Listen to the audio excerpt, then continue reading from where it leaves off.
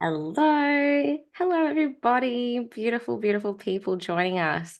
It's nice and early here in Australia, and all the way from New York, I've got a beautiful guest, Krystle, on High Vibe Chats today.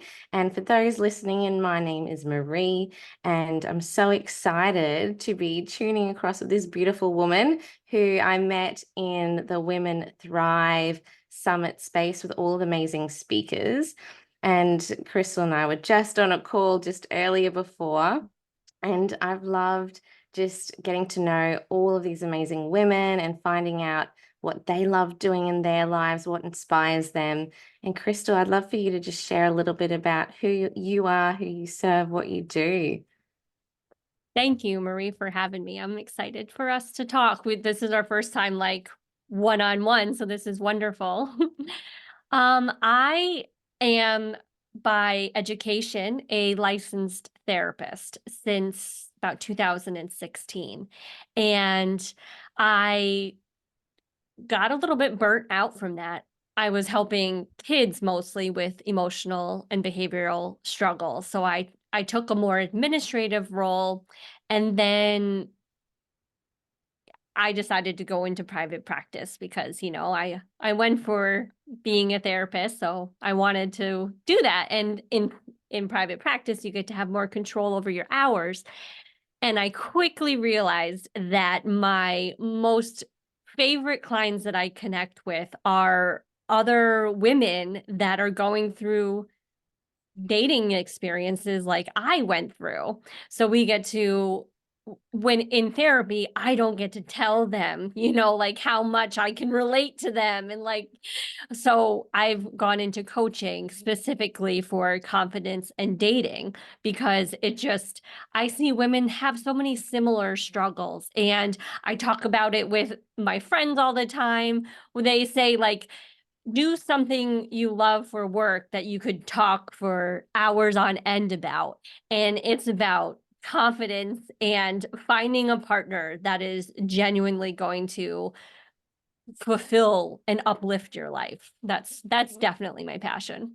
Oh, I love that. And I've loved seeing like your TikToks and your posts and just those bite-sized pieces of information. And, we're relational beings, right? Being Hmm. able to feel safe with somebody and, being able to call in a partner, an equal, someone that's going to hold you in all of the emotions and all of your dreams and desires and the beauty and also the yuckiness of what it is, Yes. right? And I've been actually very blessed to have known my now husband for like 28 years. I knew him in primary school, but we've been married for 14, been together for 18.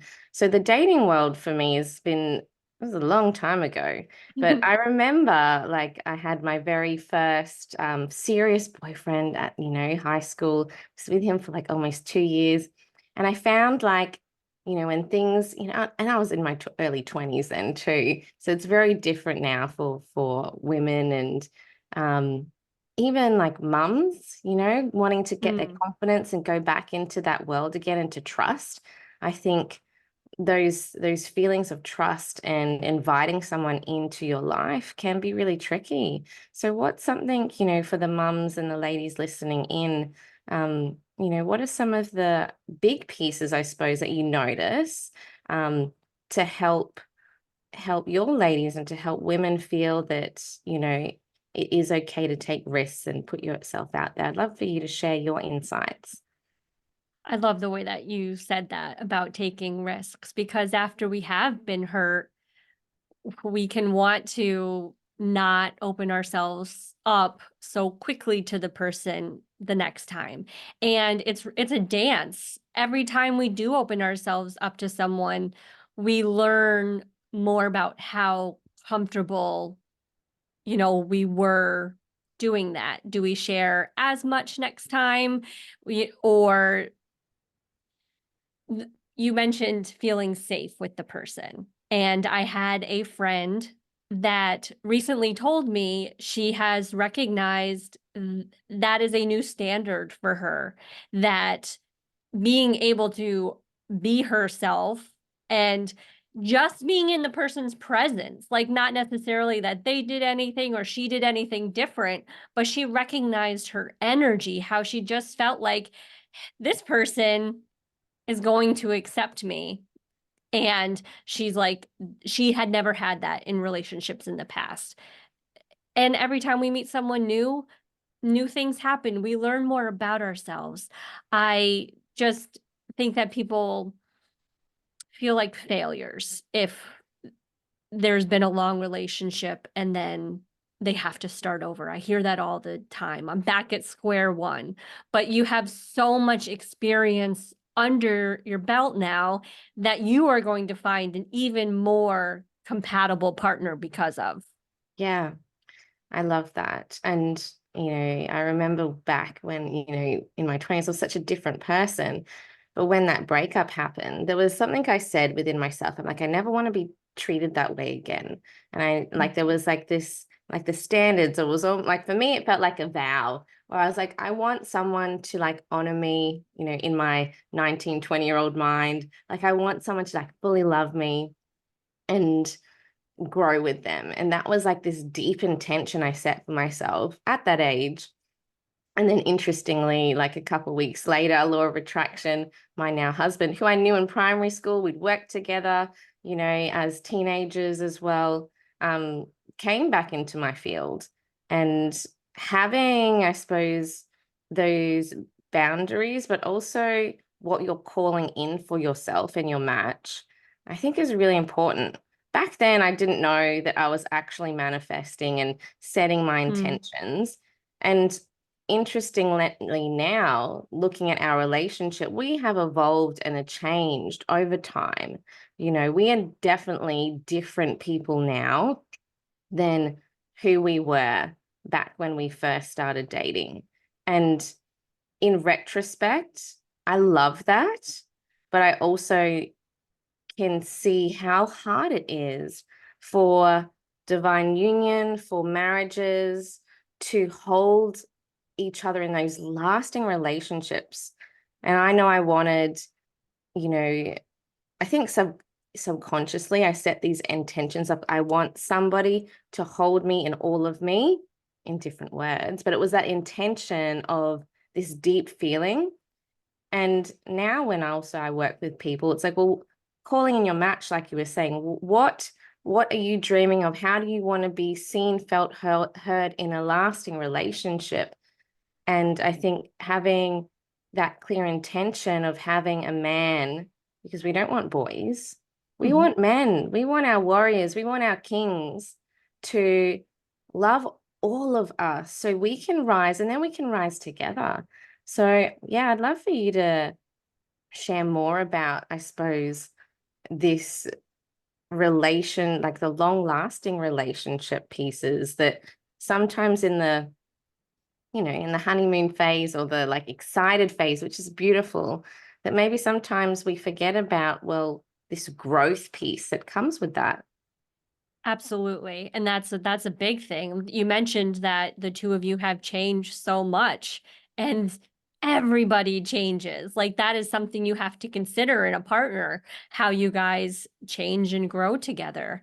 Um, I think that it's a big part of how confidence comes into play because in the beginning, in the honeymoon phase, as you called it, we want to put our best foot forward. And we're also expecting that the other person is putting their best foot forward. Yet, I think a lot of people are on the same wavelength these days that we want authenticness in our life. We want realness in our life. But in the dating world, it's still this, let me look my absolute best. Let me make sure I don't burp.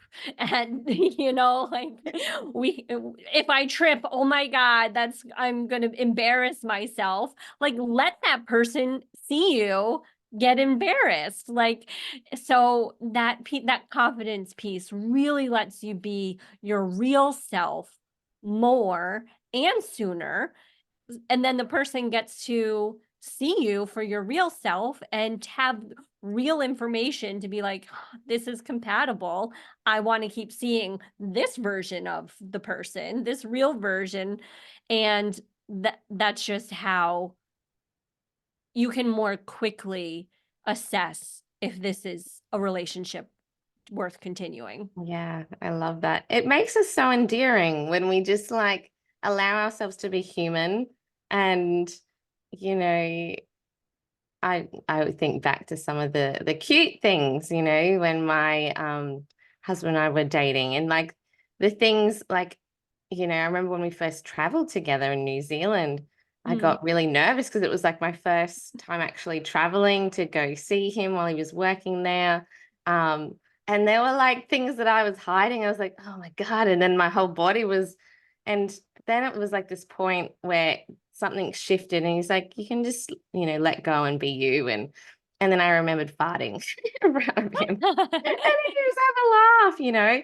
And it's Yeah. like these human pieces of ourselves because life, you know, we've got these bodies, we've just got all of these parts of ourselves. And if you're also calling in family and children and or you have children, you know, they'll really test your relationship too Mm. along the way. Or fur babies, you know. It's it's how you then start tackling these everyday things together. And Exactly. We want a long-lasting relationship. That includes everyday things, but we people generally approach the dating phase differently than everyday long-lasting. So it's like if we could approach dating like, do I want to do every day forever with this person? We would get our answer faster. yeah. I remember watching some stories of some good friends of mine who, you know, were going back into the dating world. They've had kids, but they had these really clear expectations. Like they're like, I don't want to just do this for fun. I'm actually looking for my soulmate and I'm looking for this. And I'm just going to be all of myself. And even approaching the date like, okay, I'm here with this person now. It doesn't feel energetically matched, but I'm going to have a fun anyway and just really clearly communicate that. And then some of those relationships have led to like friendships or work partnerships later on.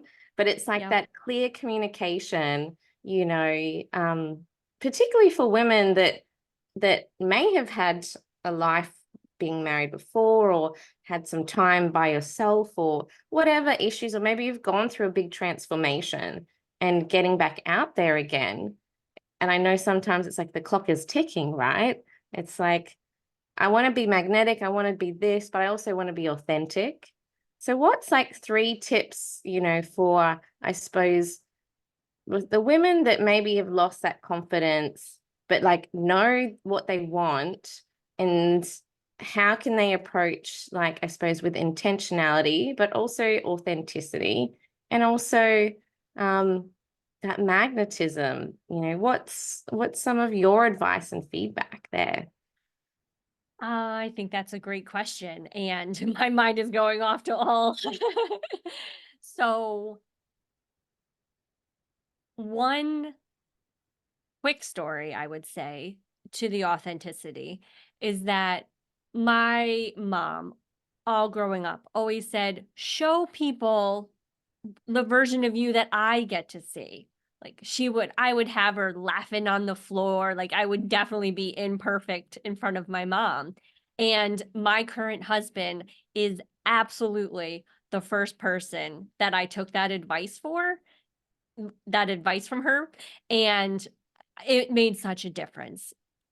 Even we've talked about being your real self and just putting it all out there. I would say for women that aren't feeling quite confident yet, that we don't have to share all of our dirty secrets right off the bat, but it's about being mindful of it. Like I am choosing not to share this yet, or the bodily functions. I'm not comfortable doing this yet, but being mindful of like, working to getting to that comfort place. Yeah, I love that. And a huge thing that is prevalent is, they used to say, I don't know what religion you are, but they said treat thy neighbor as you would want to be treated. I think they said that in the Bible. Yeah. Yeah. These days, I like to say, treat yourself the way you would treat your neighbor. We are so much nicer to people and our friends and stuff, but the things that we say to our head are so mean often. And what do they say? We can have an upwards of like 80,000 thoughts a day. We're not aware of all of them, but we are in a tendency to be like, simple things like I feel stupid or well I didn't do that right and stuff, these things that we would not say to a friend, and they are chipping away at our confidence. Yeah, those mindset pieces, the thoughts, that just put us back in our shells can Yeah. sometimes be really hard to battle, whether you're in a relationship or not. It's that relationship with self, as you were talking about, you know, and loving ourselves is one of the easiest and hardest things to do because we're battling our ego, we're battling these thoughts. And interestingly as well, a large percentage of our thoughts are not ours. All of those thoughts that Mm. are coming in, influenced by other parts of society and advertise, all those things. So allowing yourself that time to journal or sit with yourself and to really think about your relationship with yourself first before calling in who you would like to invite into your sacred space, which is your body, your life, if you have a family or children to consider as well, and also your family and your community. And I think that intentionality is really important and being authentic, you know. Mm. Um, for the ladies that are shifting through some hard times now, that maybe they're shifting through like a breakup or divorce, and maybe their confidence is low. Should they be going out dating or should they just wait a little bit? I'd love to know your insights on that because I know, I suppose, when people can go through those tough times that are seeking that comfort and yearning, but maybe, having beautiful friends is one thing, but it's like, do I go out there and date or do I just have time? Like, what's your insights on that? I get asked that so often. Like, should I just be alone right now? And I honestly, completely honestly, I would say yes, probably work on your relationship with yourself first. But that is not an absolute recommendation. Like, you can still learn to love yourself and build confidence and self-awareness while in a relationship. They're not mutually exclusive. I think maybe one of the reasons that you had success at an earlier age than many women is that you had taken the time to get to know yourself. And if you're going through a breakup or something, we need to recalibrate. We need to like check in with where we're at. Like, was that because are these my beliefs because of the person I was with? Were these my hobbies because of the person I was with? Like getting back to who we really are inside. And you mentioned all the thoughts that we have that aren't even our own voice. And that awareness is the very first key of getting to know ourselves better. If we want to share our authentic self with someone in the dating process, like we also actually need to genuinely know ourselves. So that's always changing. We're always growing. We're always learning more. But Hmm. specifically, if someone's going through a breakup, it hurts. If you start dating again soon, there's nothing inherently wrong with that. But the one thing I would say is don't call yourself a failure. Don't say you're starting back at square one. Like this is an experience in your life that is now a part of your story, and it's going to be impactful and helpful. Yeah, I love that advice. And it made me also, think about when we know ourselves and know what we need, desire, and deserve, Mm. um, understanding the subtleties and the differences, that piece of deserving, that worthiness of being held, having a partner that matches us, whether it's male or female, it doesn't matter. You know, you're having a partner that matches your energy and can hold you authentically, lovingly, unconditionally, no conditions, you know, even in the relationship, you know, that I've cultivated, there have been moments in my growth where like that loving unconditionally, even through the freaking hard times where you think you're gonna separate, have the space, the big emotions, like being able to know that my heart and the love that I have can hold someone through their emotions, through the anger, through the pain, through these parts of themselves that have been suppressed, and in a way have then felt safe enough to communicate that and express that in its fullness without hurting the other person. But to be able to go, wow, he's really angry at the moment at this situation. I know it's not me. Maybe I triggered that, all in these micro moments. And to be able to recognize that and go, hang on, we need to walk away, come back to this. We'll talk about it later, you know, because being able to hold each other in those tense times as well. A lot of people don't talk about these moments because there will be a time in your relationship as well where you will trigger each other, where there will be past pieces of maybe your inner child, your emotions, past relationships, past hurts, things that have been suppressed that will be triggered. And you've chosen each other to grow through it. And not many people talk about those parts when we're calling in those long-term relationships. So I'd love for you, Krystle, to share like your thoughts on the parts, like when once we've found someone, we've done the dating thing and we're like, yes, okay, this feels really aligned. I really love this person. But then these are the layers that I'm sure you've seen come up in the work that you've done. I'd love to, you know, just tap into your perspectives on that. Well, there absolutely are. There's conscious reasons that we choose our partner, but we would be remiss to not mention the unconscious reasons that we've chosen that partner. And they talk about attachment theory, attachment styles, and I give merit to that. I agree with that.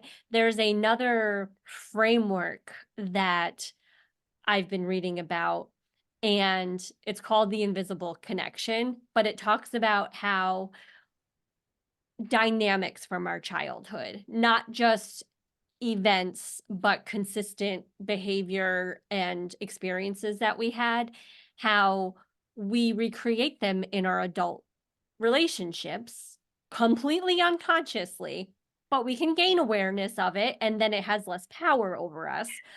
But we are drawn to our partner for familiarity reasons too.